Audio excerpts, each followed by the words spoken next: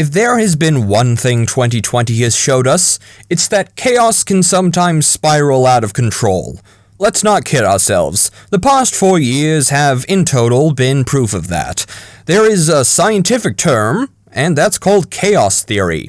The idea that the smallest things, even with no random elements involved, can cause massive changes for later.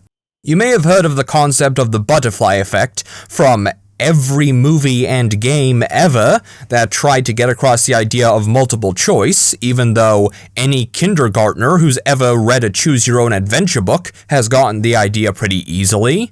It's just basic cause and effect, the idea that your actions have consequences. Once again, seems like an idea that everyone knows, but it would seem in 2020 that it is quite a rare trait, so let me say this to whoever needs to hear it. Think about your actions before you do it. It's like a moth to a flame. If the moth doesn't think about what he's doing, he will literally burn alive, just because he thought something was pretty. Fellas, don't you hate that moment when you think you're talking to a pretty girl, and then it turns out you're just on fire? I hate that. It's just a universal concept, the idea that any action has a numerous amount of consequences, or so many that we can't even count them all, and all of their consequences in turn.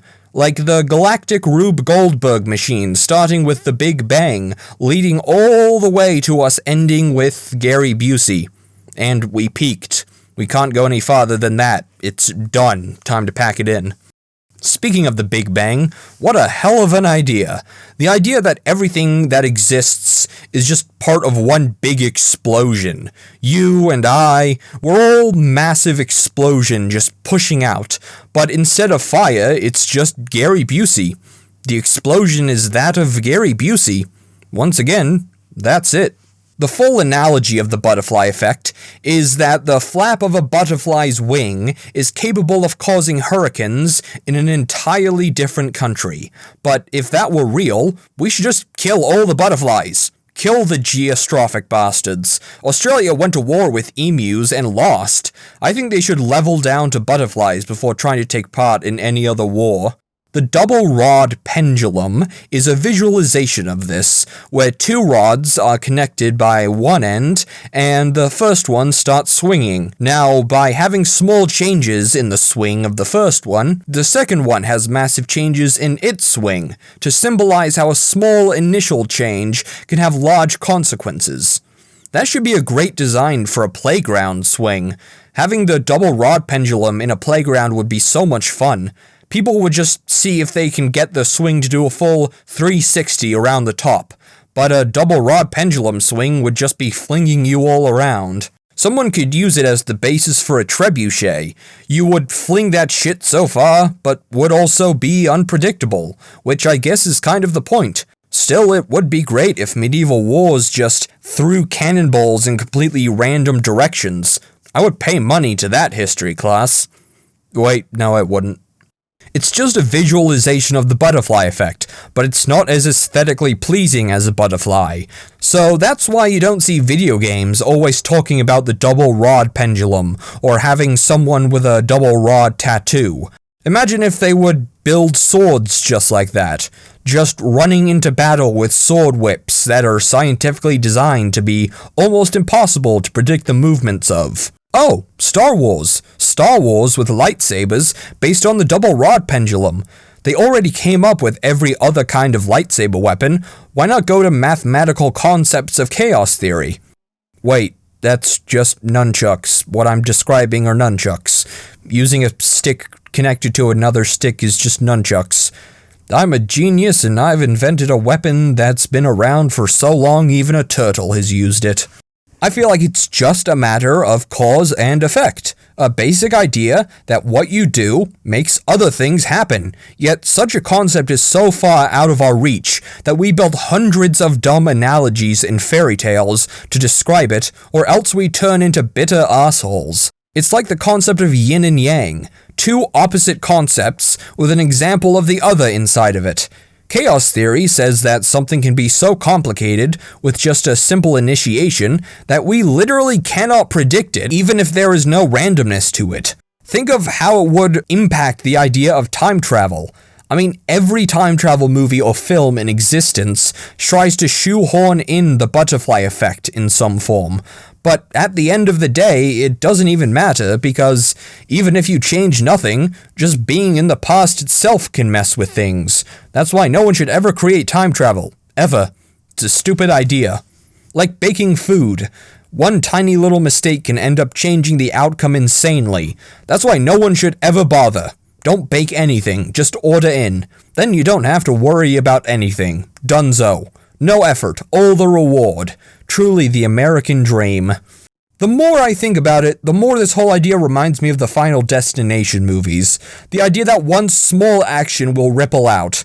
Those movies are just the idea of chaos theory itself trying to kill you, which is pretty freaky to be fair. It just opens up the idea of fate and destiny being living things, with their own opinions of who would live and who would die. Maybe that's what karma is. The universe is just pissed off that you're an asshole, and it kicks you in the balls. I believe the term for a scenario where there are no random elements is called deterministic, which is something that we have no experience in with the last few years. That was a terrible way of reading that sentence. Which is something that we have no experience in with the past few years. Randomness is the only thing we know at this point.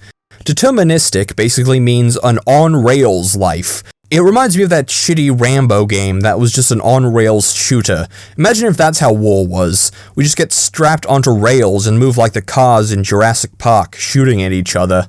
That would probably be better war, just having everything be on rails rather than uncontrollable. War is so random and unscripted, I think the world would just be a better place if we had on-rails paintball games. It would just be safer in general. Just like how war and peace combining together to make a safer version would be an analysis of how opposites contain their other and flow when put together. Literally, the point of yin and yang, like I said earlier. The same thing could be said for love and hatred. How often do we ship people in animated shows simply because they hate each other's guts? Or how often do characters who love each other get angry in a storyline we love? It's because when there is one, the other becomes more interesting. Okay, so it turns out it's a little difficult to write a funny script when talking about mathematical concepts of probability and their philosophical implications on the existence of yin and yang, and the idea that all concepts are both bound and comprised to their opposites. So it turns out that a tired version of myself who wrote the script outline included a part that just says, aliens, somehow. I don't know what I was thinking, but I'm just so confused, so aliens, somehow. Yeah. I know all things are fundamentally determined by probability, but I never get tired of seeing someone face overwhelming odds and getting out alive due to overwhelming determination. As if determination is able to just overpower probability. Through sheer force of will, you could just give chance the middle finger and start flying or something. Does the same count for procrastination? It would help with writing these scripts. I would just stretch time itself through sheer force of will, because I didn't want to do it. Although in my experience, procrastination makes time move faster. Stupid procrastination. How in the hell would chaos theory not be more commonly talked about? I mean, I know the butterfly effect isn't shut up about, but why not everything else? This is one of the craziest things I've ever researched. It's like a Rube Goldberg machine just ending in a world of crap. No matter where you start, it will always repercuss to the worst possible outcome. Or what I like to call it, 2021.